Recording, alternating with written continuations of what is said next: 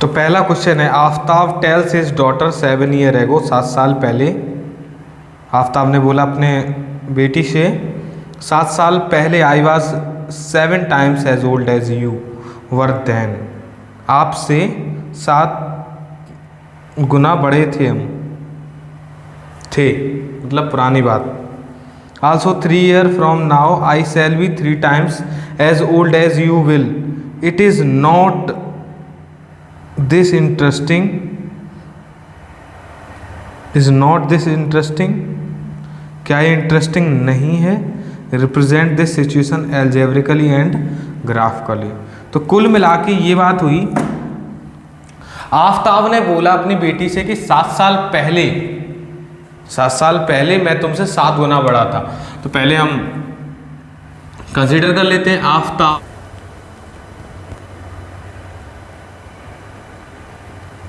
आफ्ताब की present age है x year और डॉटर एज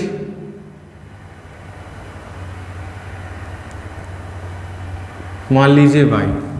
तो case first, according to question बात की जा रही है 7 ईयर एगो की, 7 ईयर एगो मतलब 7 साल पहले। तो अगर मैं आफ्ताब की एज बात करूँ तो वो 7 साल पहले 7 छोटा होगा और उसकी बेटी भी 7 छोटी होगी। ये चीज़ तो क्लियर हो गई। तो बड़े तो पिताजी ही रहने वाले हैं। तो अगर पिताजी मान लीजिए आज 12 हैं, ये 4 है, मैं 7 का लेना है ना, 7 टाइम्स लेना है, तो ये मान लीजिए 2 है और ये 14 है। तो बड़े कौन? पिताजी। तो 7 का मल्टीप्लाई किससे करेंगे जिससे कि इक्वेशन इक्वल हो जाए? तो बस यही स्टोरी है इक्वेशन बनाने की। 7 साल दोनों कम और 7 साल पहले 7 गुना बड़े पिताजी थे, पर इक्वल करने के लिए मुझे 7 का मल्टीप्लाई आपकी बेटी वाले में करना पड़ा। ये चीज़ें आप समझ गए ना किस में क्या, तो आपका काम पूरा हो जाएगा। अब हम बात करते हैं केस सेकंड की। 3 साल बाद, आफ्टर 3 ईयर, तो 3 साल बाद दोनों ही 3 साल बड़े हो जाएंगे आज की एज से। तो बड़े तो अभी भी पिताजी रहेंगे कि ऐसा तो नहीं है 3 साल बाद शायद लड़की बड़ी हो जाए, नहीं। तो 3 टाइम्स फादर ही बड़े रहने वाले हैं। तो ये आपके पास 2 इक्वेशन हो गई।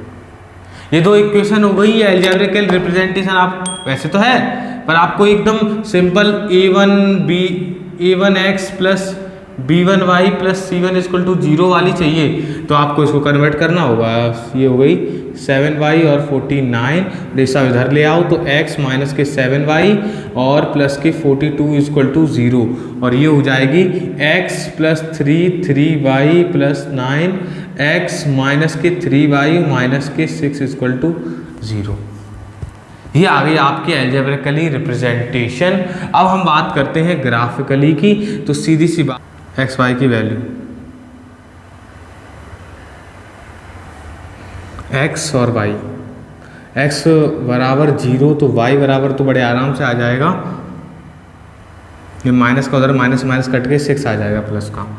पर अगर आपने y0 लेने का कोशिश की तो माइनस के 42 आएगा, जो कि आपके लिए कहीं ना कहीं कठिन हो जाएगा। तो आप चाहें तो ले सकते हैं 7 क्या है, 7 लेने से क्या होगा देखिए मैं आपको दिखा देता हूँ। x माइनस 7 इंटू 7, और ये 42 उधर जाके माइनस का 42, 7 जा 49 माइनस का उधर जाके प्लस का 49 और x बराबर प्लस के 7, तो 7 रखने पर 7 आ जाएगा। बहुत आसान हो जाएगा। और आप चाहे तो 5 भी ले सकते हैं, यहाँ पर 5 लेंगे तो माइनस का 7 आ जाएगा।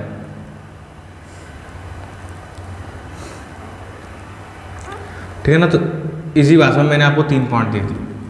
अब मैं इसमें बात कर लेता हूँ। आप भी इसी प्रकार से पॉइंट्स निकाल सकते हैं, x और y। तो 0 रखने पर इसमें x 0 रखोगे, y 0, तो x सीधे 6 आ जाएगा। ठीक है। अब इसके बाद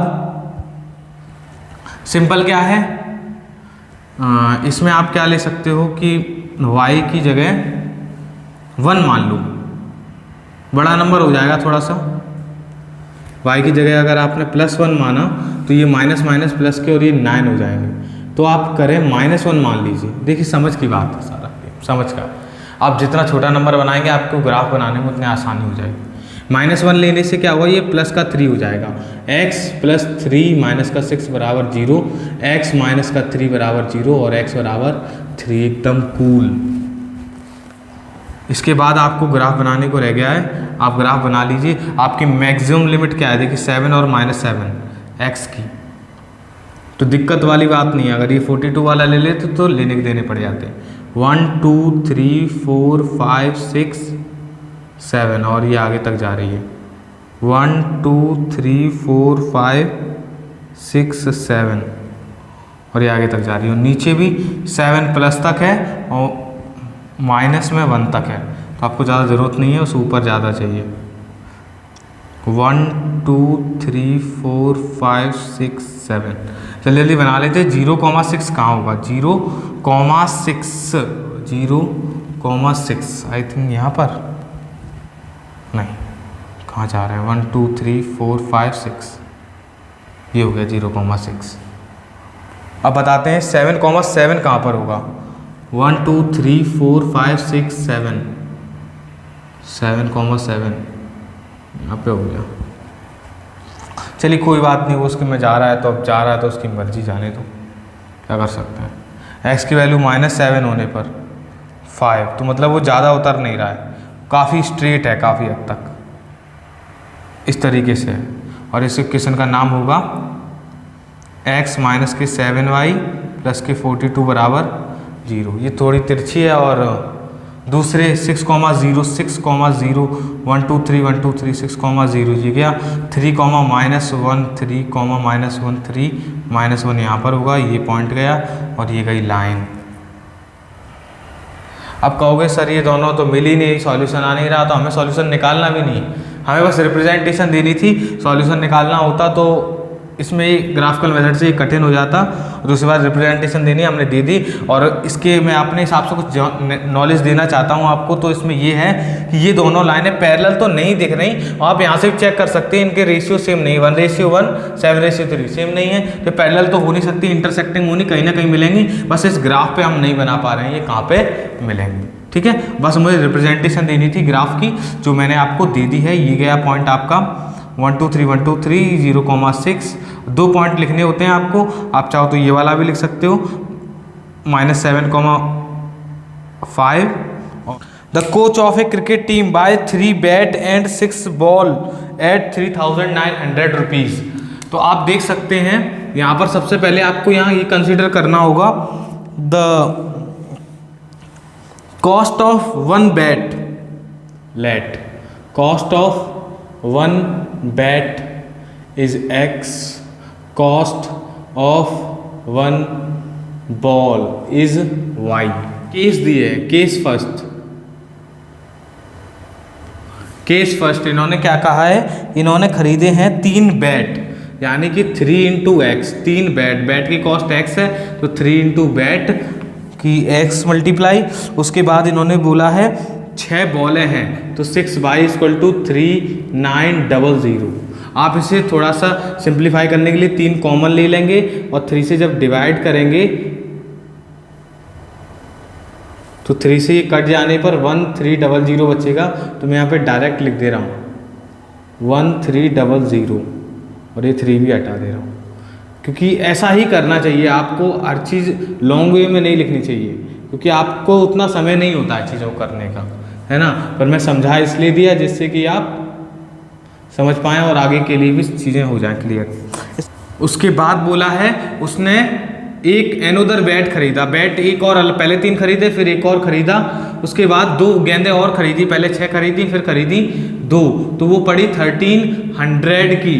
तो उसके बाद अब जब आप ये देखेंगे तो कहीं ना कहीं आपको पता चल चुका है कि दोनों इक्वेशन सेम टू सेम है। अगर आप इसको काटते नहीं, ये नहीं मैं करता, तो ये दोनों सेम टू सेम हो गई हैं। अब आप क्या पॉइंट बनाएंगे तो होगा क्या, x y दोनों के पॉइंट सेम ही आएंगे, जो आप इसमें रखेंगे वही इसमें आ जाएगा। आप मान लीजिए इसमें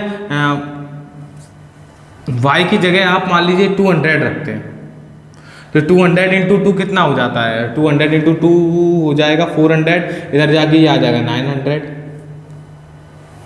और जब आप x को मान लीजिए आप 500 मानेंगे तो ये कितना आएगा, 5 उधर जाएगा 8, ये आ जाएगा 400। सेम प्रोसेस इसमें, सेम पॉइंट्स इसमें, तो फिर क्या होगा, दोनों लाइनें कोइंसाइड लाइनें होंगी, जो कि मैंने आपको सेकंड वीडियो में बता रखा है।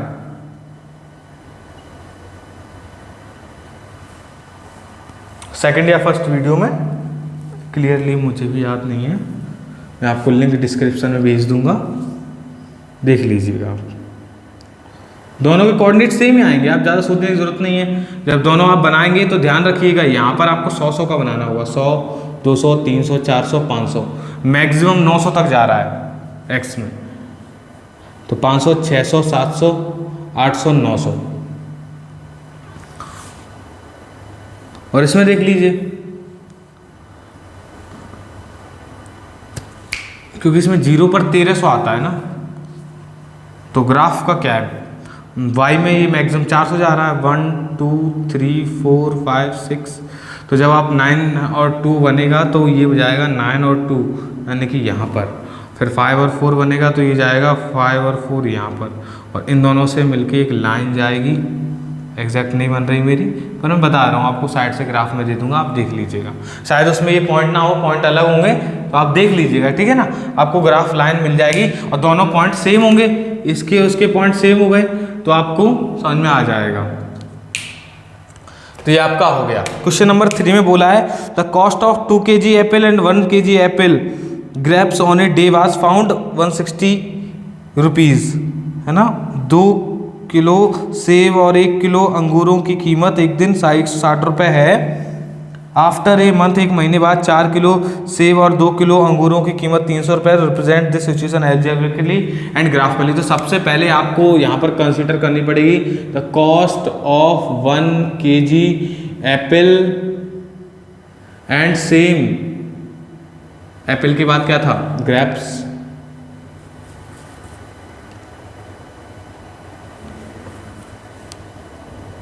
कॉस्ट ऑफ 1 kg ग्रेप्स, एक को x मान लीजिए, दूसरे को y मान लीजिए। तो ये आपको सबसे पहले कंसीडर करना होगा, cost of 1 kg Apple and cost of 1 kg grapes. उसके बाद केस फर्स्ट में बोल रखा है इन्होंने कि सबसे पहले जब उन्होंने 2 किलो सेब खरीदे 2x और 1 किलो 1x तो नहीं, 1y तो नहीं लिखते, उसकी कीमत 160 पड़ी। केस सेकंड में इन्होंने बोल रखा है कि जब इन्होंने 1 महीने बाद 4 किलो सेब खरीदे और 2 किलो ग्रेप्स खरीदे तो उसकी कीमत पड़ी इन्होंने 300 रुपये। तो बताइए रेट क्या रही होगी उनकी, है ना। तो रेट नहीं बताना, बस रिप्रेजेंटेशन देना है, ये हो गई एल्जेब्रिकली। और जब ग्राफिकली देना हो तो आपको पता है क्या करना है, आपको 2 पॉइंट्स क्रिएट करने हैं। अब ये मत कहना कि 2 कॉमन लूंगा तो ये 2x + y = 150 हो जाएगा, ठीक है। ये दोनों सेम नहीं है, पैरेलल लाइंस की इक्वेशंस है ये, क्योंकि इसमें first ratio second ratio same है, थर्ड का रेशियो सेम ही नहीं है। ये दोनों कभी मैच ही नहीं करेंगी। अगले महीने प्राइस दोनों की अलग अलग हो गई, इसलिए प्राइस अलग हो गई, तो दोनों x y की कोई पॉइंट नहीं। तो मैं यहाँ पर क्या करता हूँ, x की वैल्यू 50 ले लेता हूँ।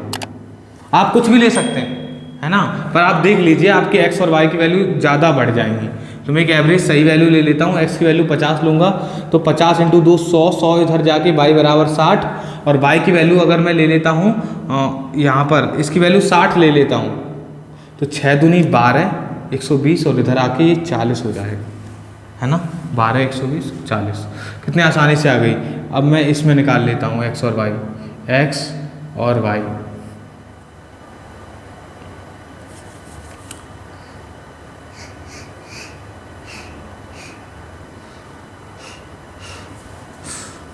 तो यहाँ पर क्या करेंगे हम, यहाँ पर हम ले लेते हैं बड़ा नंबर ले लेते हैं। देखिए x ले लेते हैं 70, क्योंकि हमें 60 तक तो पहुँच गए। 70 लेंगे तो 70 का डबल 1 40, और ये आ जाएगा 10। उसके बाद हम ले लेते हैं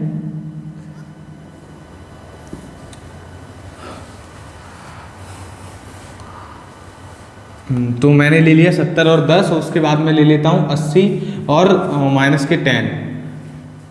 आ जाएगा 80 रखने पर, दूनी 16, 160 इधर जाके माइनस का 10 कोई बुरा नंबर नहीं है, आपको लग रहा होगा। अगर आपको वैसे लग रहा है तो आप 60 भी ले सकते हैं, 60 लेंगे तो 120 हो जाएगा।